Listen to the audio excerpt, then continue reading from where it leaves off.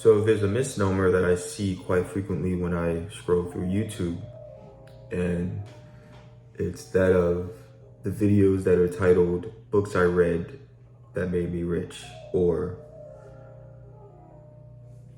these 10 books you must read if you want to be a millionaire, or something along those lines. And I think that's inaccurate.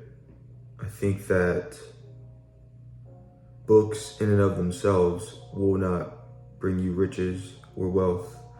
Just like if a person that's overweight or out of shape reads a book about dieting and exercise, doesn't actually mean they're going to go on a diet and do the exercises and do the things that it takes to get into better shape.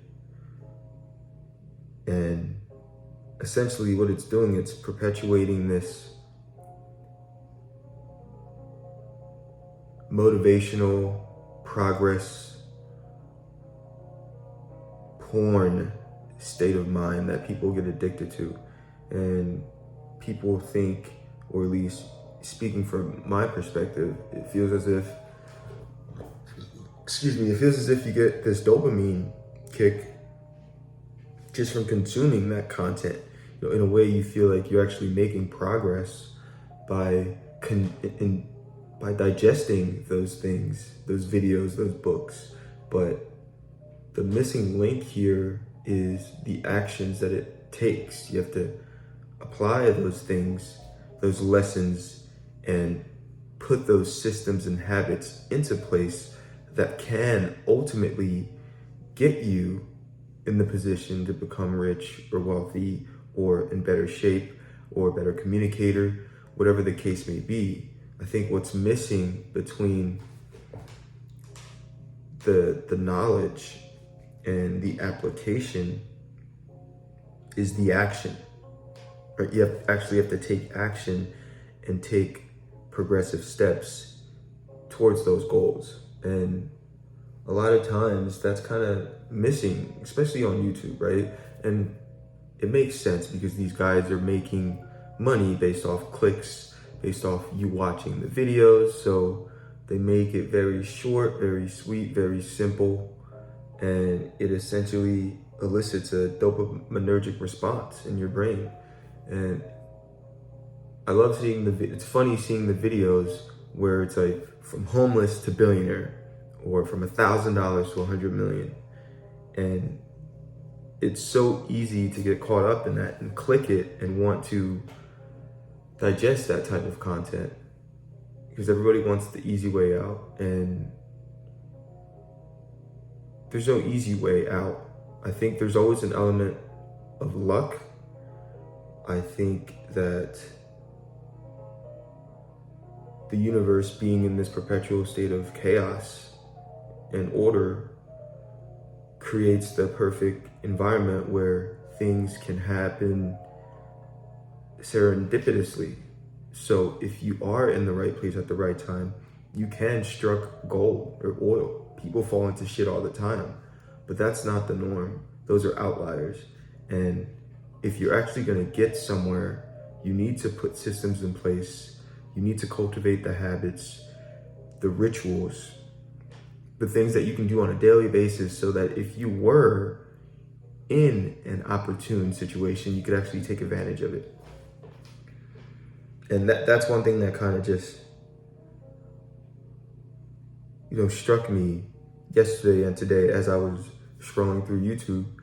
I see these videos all the time, and I'm guilty of it too. I consume them, but I think the key factor here is knowledge is often misconstrued with power. But knowledge is really the potentiality of power. You have to put that knowledge into action. And that action over a long period of time of applying it and studying and really understanding that field of study or business or whatever it is, that produces power. The competence produces power and confidence. And that's really missing. Because that's not a sexy message. Hey, read these 11 books, but also you have to wake up early, you gotta do market research, financial analysis, you have to understand how Excel spreadsheets work, what IRR is, all these different metrics that individuals use to evaluate business in a set industry. And you're also gonna have to understand communication and leadership and HR. There's all these complexities that go into business per se, if that's the pursuit, or anything, whether it's nursing or you name it, right? There's a bunch of complexities that oftentimes go unmentioned in these self-help motivation books, videos. And yeah, I don't necessarily think it's a negative thing per se. I think it's innately a byproduct of capitalism. Of course, the individuals that are producing this content want you to click and watch it as much as you can. And if these videos are saying, hey, you're going to be wealthy, well, wealthy can be characterized by anybody making, let's say rich would be characterized by anybody making over, say, 250 grand a year, 300 grand. That would put you in the 1%. That would somewhat quantify you as being rich. And it's the 1% for a reason, because only 1% of people actually achieve those goals, or at least meet those hurdles. So if you have a video with 10 million views, 1% of those individuals would actually be somewhat successful in regards to monetary wealth. And that is to say that the vast majority of the income that is produced from that content is actually coming from individuals that don't take the steps it takes, that don't put those systems, those strategies into place to take advantage of. So it's interesting, man. But I guess, on a deeper level, if you think about it, if you assume the individuals and the people producing this content are coming from an altruistic perspective, perhaps you could say that even if 100 people out of that million take the steps it takes to actualize and manifest their goals and become 1%ers, there's an argument to be made that perhaps the effect of those 100 people, whether that's on an economic level, business level, employing individuals, a philanthropic level, you could argue that the effect of those 100 people far outweighs the potential deleterious effect that comes from the other side, right? The 99 that are essentially just mentally masturbating to these productivity videos. So it's interesting. Now I'm gonna do the SPAR cards. I think I already did. Okay, what's better to live in the penthouse or skyscraper in a penthouse-sized home at the top of a mountain? What? What's better, to live in the penthouse of a skyscraper or in penthouse-sized home at the top of a mountain? I would say the home at the top of a mountain, because the view, the environment would be something unlike a big city. At least it depends on your leanings and your aesthetic of choice. I mean, I'm more outdoors, so I would definitely choose the penthouse, top of the mountain. Should students who are easily stressed by tests be allowed to take more time on a test or written exam than their peers without high anxiety?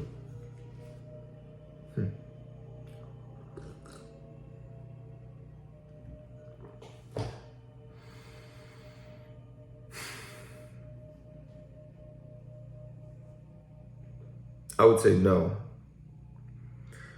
I think that, and that's because the stress and the high anxiety are part and parcel of life. And that's something that is inextricably tied to life. You're gonna experience stress and anxiety just, going through your day-to-day life, in your career, with your family, whatever the case may be.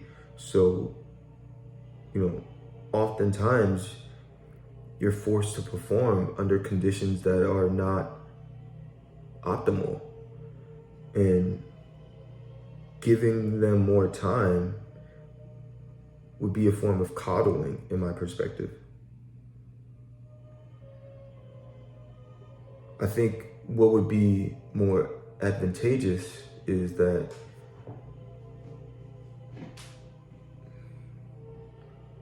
you put them in programs that allows them or gives them the tools they need to manage their stress and their anxiety in a much better way. But I think just giving them more time, and now they're going to be in a situation where everyone leaves and they're essentially by themselves taking a test. I don't think that would be beneficial. I think stress and anxiety serves as indicators of what we need to do in areas that we are deficient in. And if we eliminate that aspect or coddle it, then there's no resolution. Excuse me, there's gonna be no strength, right? There's no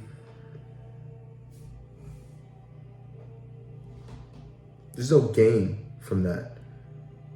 I think that'll just be a detriment. Unless the person is severely mentally handicapped, right? Then of course they should be in a different classroom with other individuals that are of the same intellectual capacity. So, and in that situation, they would all have the same amount of time, even if it's extended. So no, I wouldn't opt in. I think instead of giving them more time, I would just give them more tools so that they can adjust and manage their stress in a much better way. A priceless object on display in a major North American museum was removed from a site in Africa nearly a century ago. What's the best case for keeping the object where it is?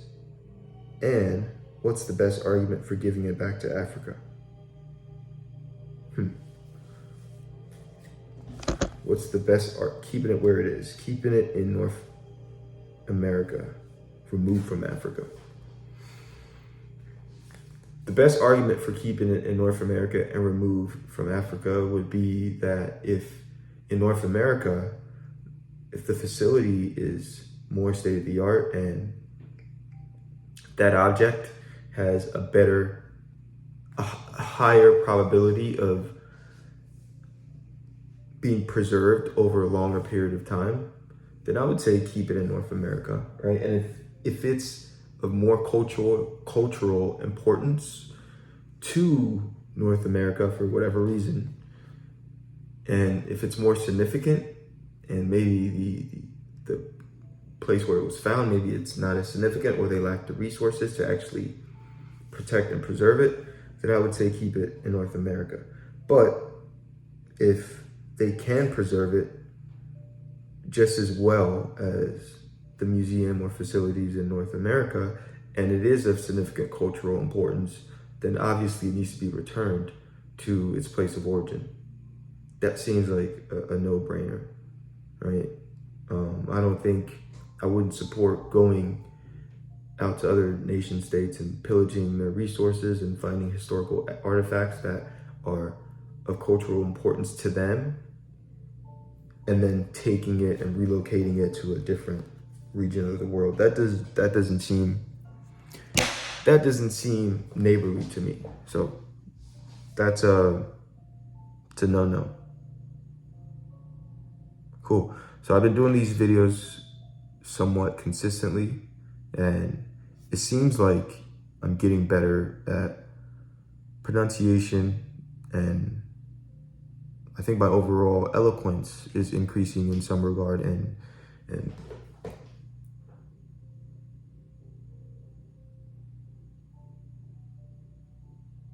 I wouldn't say I've even scratched the surface of my goal, but it's definitely a start. And I do feel though that I'm feeling the hints, the sprinkles of the momentum of doing this every day in my everyday interactions and conversations with people. So I think it's helping. I'm going to keep doing it, uploading it, and then, penultimately in 50 years, 60 years,